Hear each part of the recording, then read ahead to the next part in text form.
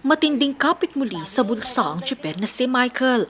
Epektibo kasi ngayong araw ang 10 pesos at 68 centavos na pagtaas sa kada litro ng diesel, 3 pesos at 65 centavos sa kada litro ng gasolina at 11 pesos at 77 centavos sa kerosene.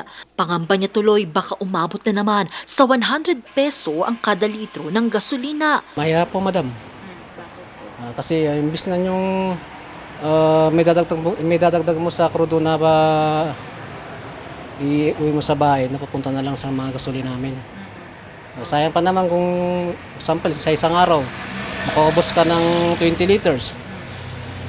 I-times mo ngayon ng 10 pesos, di sayang pa yung 200. Mas maganda lang kung itas na lang yung pamasahe sana para at least makabawi naman konti. Ang muling pagsirit ng presyo ng produktong petrolyo dahil sa tensyon sa pagitan ng Estados Unidos at Iran.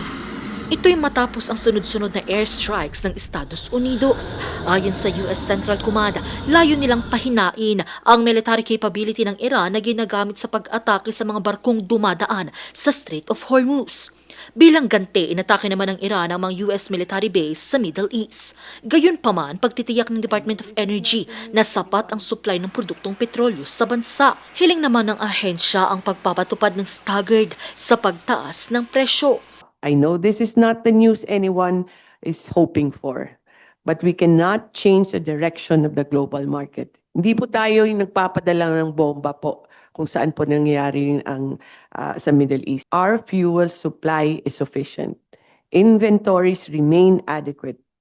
Filipinos can go about their normal routines and operations with confidence. Pa-konti-konti lang para maplano ng maayos ng mga jeepney drivers natin kailan sila magpapakarga. Muli namang nagbabala ang Department of Energy sa mga gas stations na mag-hoard ng supply. Meron nag-hold ng operation, meaning all of a sudden hindi siya nagbebenta today. So please note, no, ito yung classic na sample ng hoarding. Sa ngayon, mayroon pang supply na magtatagal ng 46 days para sa diesel at 43 days naman para sa gasolina.